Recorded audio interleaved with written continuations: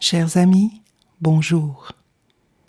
Bienvenue sur mon tapis volant pour vivre ensemble un moment d'évasion et faire un beau voyage à travers la lecture de textes littéraires que j'ai sélectionnés pour vous. Lire, pour prendre de la hauteur, pour imaginer et rêver. Rêver un monde neuf, à la manière des poètes Saint John Perse et Aimé Césaire. Deux figures éminentes qui, par le pouvoir de la poésie, nous révèlent un monde autre, meilleur, où le mot exister prend tout son sens.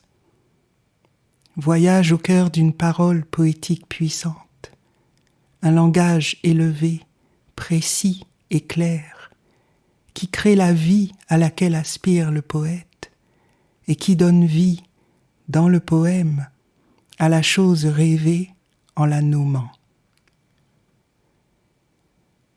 Saint John Perse, de son vrai nom, Alexis Saint-Léger-Léger, est né à la Guadeloupe le 31 mai 1887, dans une petite île au large de Pointe-à-Pitre, appelée Saint-Léger-les-Feuilles, qui appartient à sa famille, des béquets guadeloupéens, descendants des anciens maîtres blancs esclavagistes, propriétaires des plantations.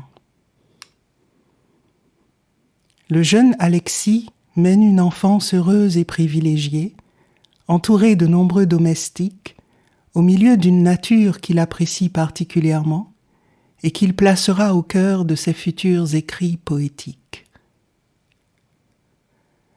La vie d'Alexis Saint-Léger-Léger est marquée par deux fonctions importantes, qu'il tenait absolument à séparer, comme s'il s'agissait de deux identités distinctes. Ainsi, sous le nom abrégé d'Alexis Léger, il est un important diplomate, directeur de cabinet du ministre des Affaires étrangères Aristide Briand de 1921 à 1932. Il est ensuite secrétaire général du Quai d'Orsay.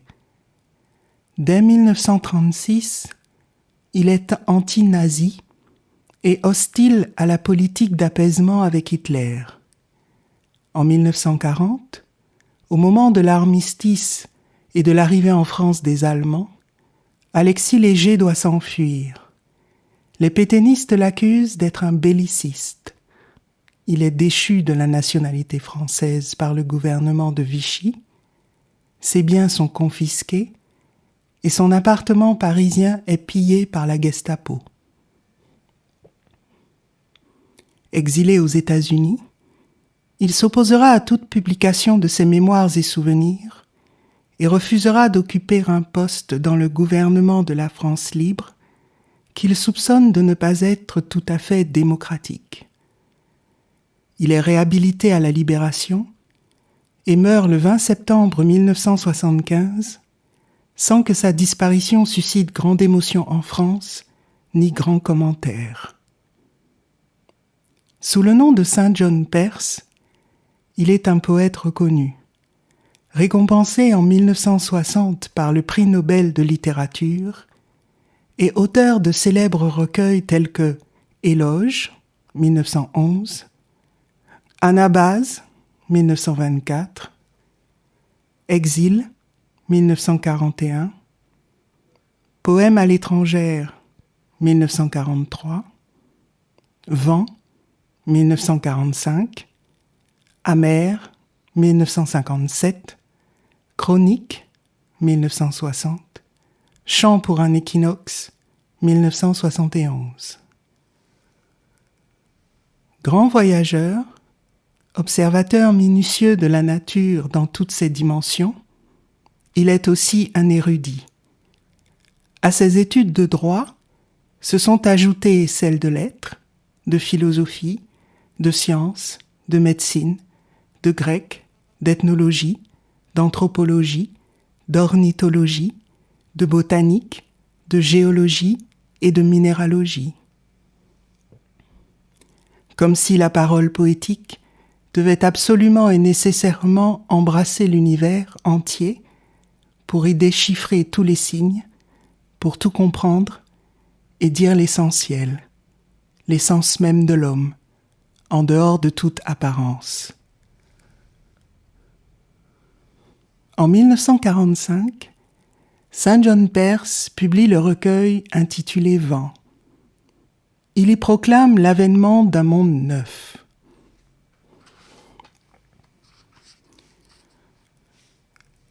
Et c'est temps de bâtir sur la terre des hommes, et ces regains nouveaux sur la terre des femmes. De grandes œuvres déjà tressaillent dans vos seigles et l'empennage de vos blés. Ouvrez vos porches à l'an neuf, un monde à naître sous vos pas, hors de coutumes et de saisons. Se hâter, parole du plus grand vent. La poésie persienne rêve et crée, dans l'instant favorable du poème, un monde à naître, où les femmes et les hommes auront renoué avec leur énergie vitale, leur souffle profond, et les forces de la nature, que le poète célèbre dans les titres mêmes de ses recueils, pluie, neige, vent, amer. Pour Saint John Perse, le monde neuf, vu en rêve, comme sous l'effet d'une illumination, est un monde où l'être humain, de nouveau sensible aux éléments qui composent la nature, comme à tout ce qui l'entoure, trouvera le sens de son existence. Vivre, c'est-à-dire être, se sentir pleinement présent et non plus étranger, au monde comme à soi-même. Et pour réaliser ce sens nouveau, cette vie nouvelle en harmonie avec l'univers, le poète est avec nous, dit Saint John Perse, sur la chaussée des hommes de son temps, allant le train de notre temps, allant le train de ce grand vent.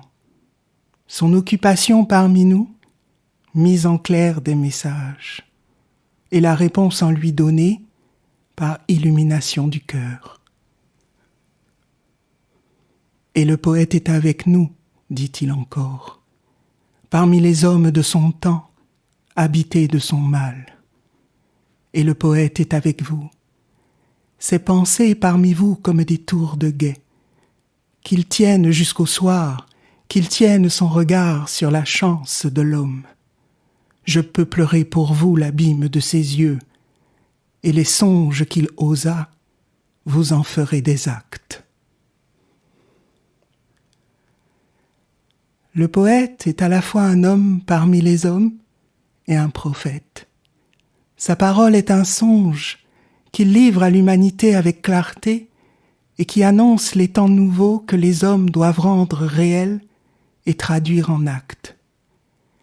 Lire la poésie de Saint John Perse pour respirer les grands vents qui éloignent l'odeur fétide du malheur et portent jusqu'à nous la force vive et l'idée neuve.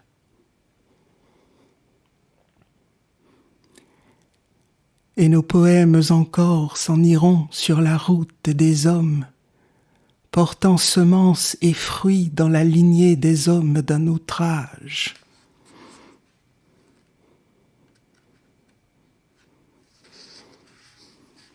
Une race nouvelle parmi les hommes de ma race, une race nouvelle parmi les filles de ma race, et mon cri de vivant sur la chaussée des hommes, de proche en proche et d'homme en homme, jusqu'aux rives lointaines où déserte la mort.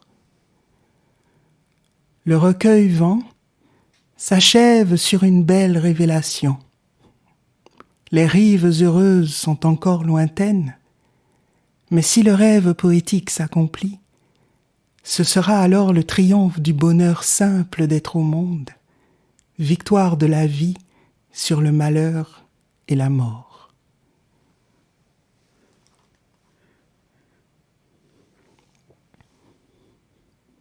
Aimé Césaire, lui aussi, rêve d'un monde neuf, où la négraille assise se tiendra inattendument debout dans le vent. Toutefois, il ne s'agira pas pour le poète martiniquais, descendant d'esclaves, nés colonisés, de célébrer la plénitude de l'existence, mais au contraire, l'œuvre sera de réhabiliter l'existence même des peuples noirs, réduits à néant par des siècles d'esclavage et de domination coloniale.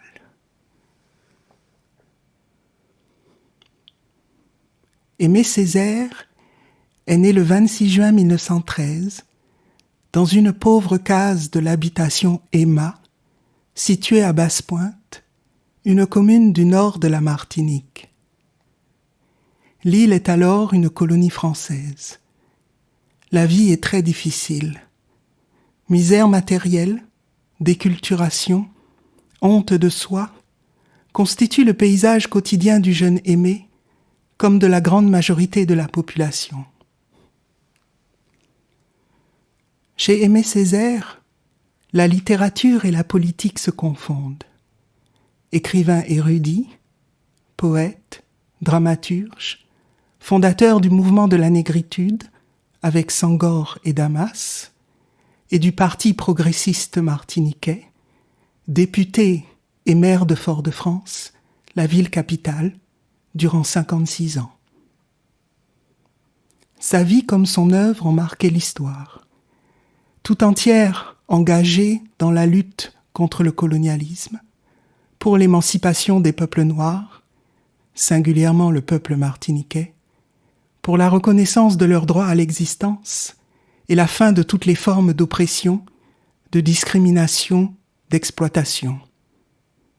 Aimé Césaire est mort le 17 avril 2008 à Fort-de-France. Sa notoriété est immense. Partout dans le monde, il est célébré comme un défenseur des plus faibles, un combattant de la liberté, un noir et un martiniquais digne et fier. Si vous allez à l'étranger et que vous dites que vous venez de la Martinique, il y a fort à parier que votre interlocuteur vous répondra avec bonheur « Martinique, Aimé Césaire ».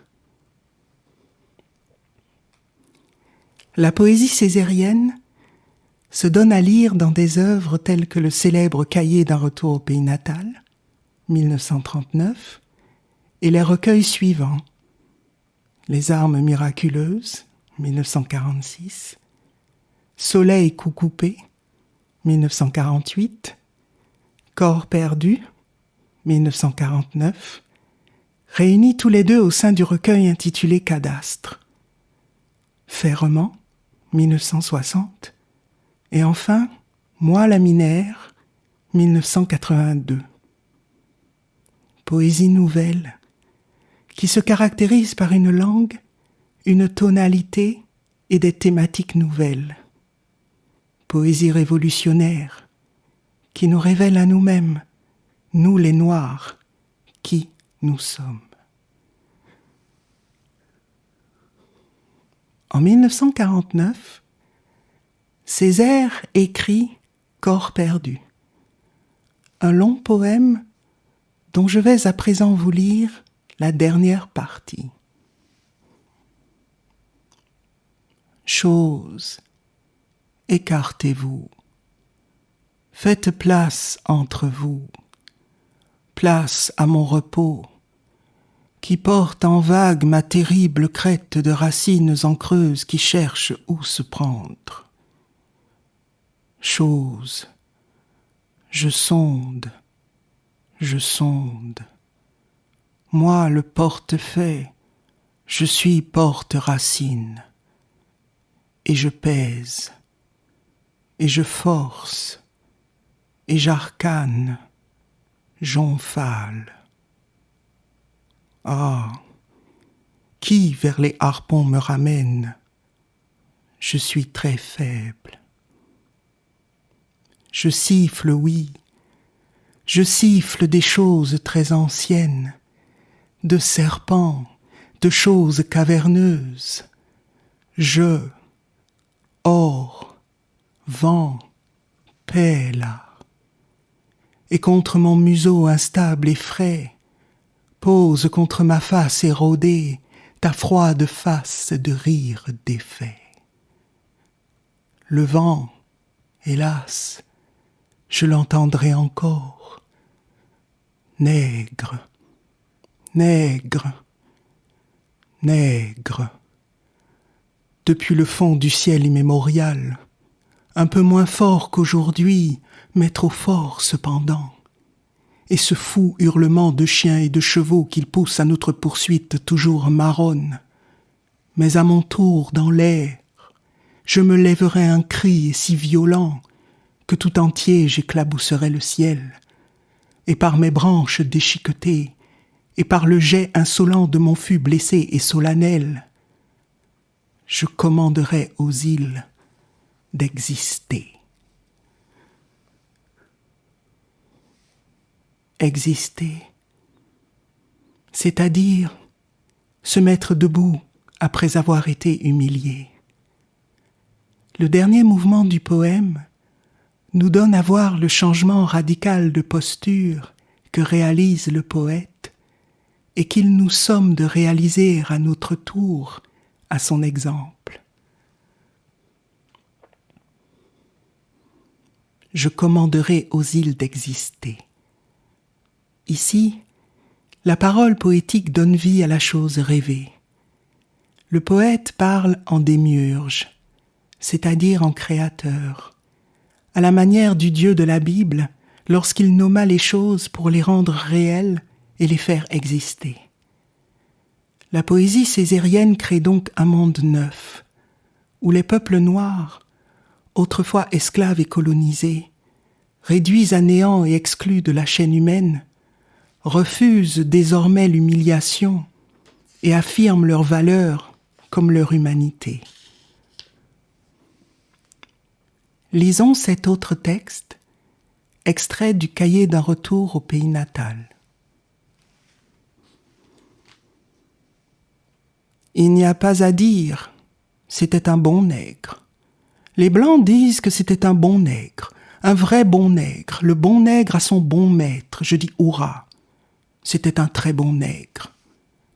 La misère lui avait blessé poitrine et dos, et on avait fourré dans sa pauvre cervelle qu'une fatalité pesait sur lui qu'on ne prend pas au collet, qu'il n'avait pas puissance sur son propre destin, qu'un seigneur méchant avait de toute éternité écrit des lois d'interdiction en sa nature pelvienne, et d'être le bon nègre, de croire honnêtement à son indignité, sans curiosité perverse de vérifier jamais les hiéroglyphes fatidiques. C'était un très bon nègre, et il ne lui venait pas à l'idée qu'il pourrait houer, fouillir, couper toute autre chose vraiment que la canne insipide. C'était un très bon nègre, et on lui jetait des pierres, des bouts de ferraille, des tessons de bouteilles, mais ni ces pierres, ni cette ferraille, ni ces bouteilles, ô, quiètes années de Dieu, sur cette motte terraquée. Et le fouet disputa au bombillement des mouches la rosée sucrée de nos plaies. Je dis hurrah, la vieille négritude progressivement se cadavérise. L'horizon se défait, recule et s'élargit. Et voici parmi des déchirements de nuages la fulgurance d'un cygne. Le négrier craque de toutes parts, son ventre se convulse et résonne, l'affreux ténia de sa cargaison ronge les boyaux fétides de l'étrange nourrisson des mers. Et elle est debout, la négraille assise, inattendument debout, debout dans la cale, debout dans les cabines, debout sur le pont, debout dans le vent, debout sous le soleil, debout dans le sang, debout et libre, debout, et non point pauvre folle dans sa liberté et son dénuement maritime, girant dans la dérive parfaite. Et la voici, plus inattendument debout, debout dans les cordages, debout à la barre, debout à la boussole, debout à la carte, debout sous les étoiles, debout et libre. Le bon nègre doit mourir pour donner naissance au nègre, à la négresse, debout et libre. Le bon nègre, c'est le nègre soumis à la domination blanche, celui qui a honte de ses origines, de sa couleur de peau et de ses cheveux crépus. Le nègre qui s'interdit de rêver le grandiose, se résignant à la médiocrité, à l'à peu près, à l'amateurisme.